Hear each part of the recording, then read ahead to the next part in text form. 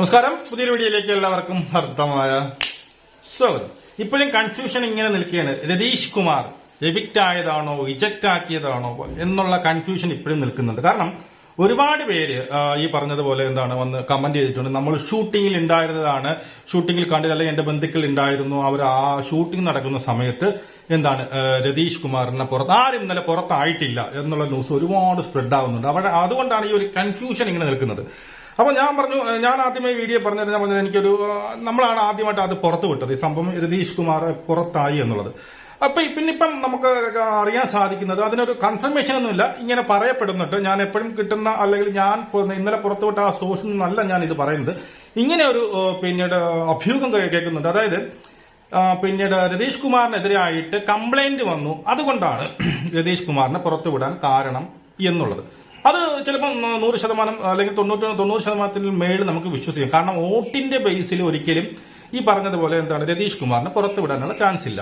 അതുമല്ല, എനിക്ക് കിട്ടിയ ഇൻഫർമേഷനിൽ രതീഷ് കുമാർ എലിമിനേറ്റഡ് എന്നാണ് എനിക്ക് അറിയാൻ കഴിയും. എലിമിനേറ്റഡ് എന്ന് പറയുമ്പോൾ ഇജക്ട് ചെയ്തു അല്ലെങ്കിൽ പുറത്താക്കുക എന്നുള്ളതാണ് ഞാൻ മനസ്സിലാക്കുന്നത്, അല്ലേ? എലിമിനേറ്റഡ് എന്നാണ് അറിഞ്ഞത്. പക്ഷെ അതിന്റെ കൂടുതൽ ഡീറ്റെയിൽ ഒന്നും നമുക്ക് കിട്ടിയിട്ടില്ല, എങ്ങനെയാണ് എലിമിനേറ്റ് ആയിട്ടുള്ളത് എന്നുള്ളത്.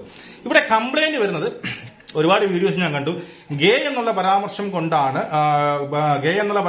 ചെയ്തത് കൊണ്ടാണ് ഈ പറയുന്ന രതീഷ് കുമാറിനെ പുറത്താക്കിയത് എന്നുള്ളത്. അപ്പൊ അങ്ങനെ കംപ്ലൈന്റ് വന്ന് എനിക്ക് തോന്നുന്നു, അത് പക്ഷെ കംപ്ലൈന്റ് വന്നതാവാനാണ് ചാൻസ് ഏറ്റവും കൂടുതൽ. അത് ഗേ പരാമർശം ആയതുകൊണ്ടാണോ അതോ ജാൻമണിയുടെ കേസത്തിൽ കൂടി പിന്നീട് എനിക്ക് തോന്നുന്നു കൂടി രൂക്ഷമാണെന്ന് തോന്നുന്നത്. അതായത് ജാൻമണി LGBT കമ്മ്യൂണിറ്റിയിലുള്ളത്, അതുപോലെ ജാൻമണിക്ക് LGBT കമ്മ്യൂണിറ്റി നല്ല മേളിൽ തന്നെ നല്ല പിടിപാടും കാര്യങ്ങളൊക്കെ ഉള്ളത് കൊണ്ട് ജാൻമണിയുടെ ഭാഗത്തു നിന്നാണോ അല്ലെങ്കിൽ അവരുടെ കമ്മ്യൂണിറ്റി വഴിയാണോ പിന്നീട് ഇങ്ങനെ ഒരു പരാതി വന്നത് എന്നുള്ളതാണ്.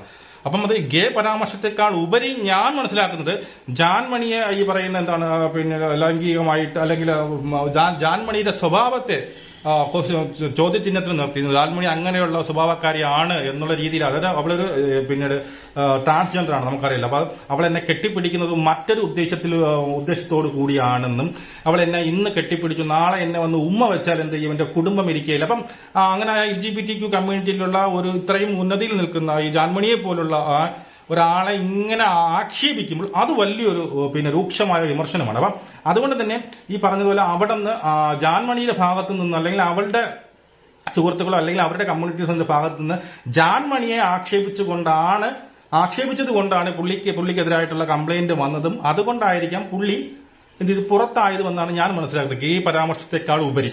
ഇനി അടുത്തിവിടെ ഒരു സംശയം, ഇവിടെ വേറെ അല്ലാതെ ഒരു ന്യൂസ് കിട്ടും, ഇന്നലെ 2 ഷൂട്ട് നടന്നു എന്നുള്ള ഒരു ന്യൂസും കൂടി കിട്ടുന്നുണ്ട്. 2 ഷൂട്ട് നടന്നു എന്നുള്ളത്. അപ്പൊ ഞാൻ ആലോചിച്ചു, നമ്മൾ ഇതൊക്കെ ലോജിക്കലി ചിന്തിക്കുകയാണ്.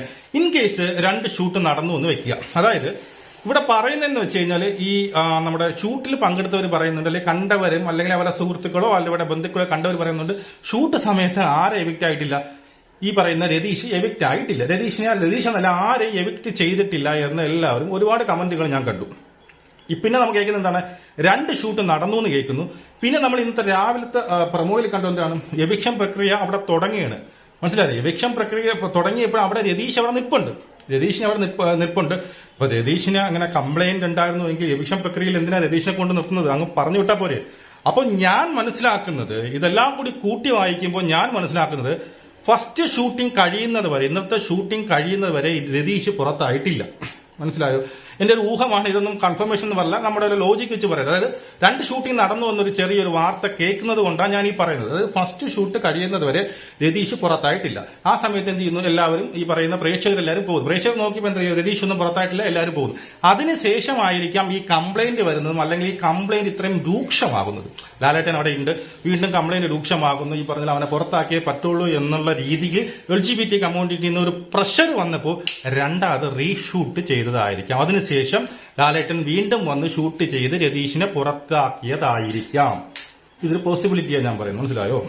കാരണം ഇതെനിക്ക് ഇങ്ങനെ ഒരു സംഭവം തോന്നാൻ കാരണം ഒരുപാട് പേര് പറയുന്നുണ്ട് ഷൂട്ടിങ്ങിന്റെ ആ സമയത്ത് ഇവനെ പുറത്താക്കിയിട്ടില്ല എന്ന് പറയുന്നുണ്ട്.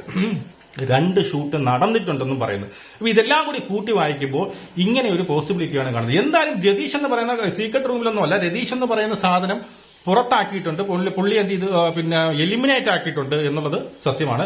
എന്തെങ്കിലും ഒരു 100% കൺഫർമേഷനുള്ള എന്തെങ്കിലും ഒരു അപ്ഡേറ്റ് കിട്ടുകയാണെങ്കിൽ ഉറപ്പായിട്ടും നമ്മൾ വീഡിയോ ആയിട്ട് വരും. നമുക്ക് വീണ്ടും കാണാം. ജയ് ഹിന്ദ്.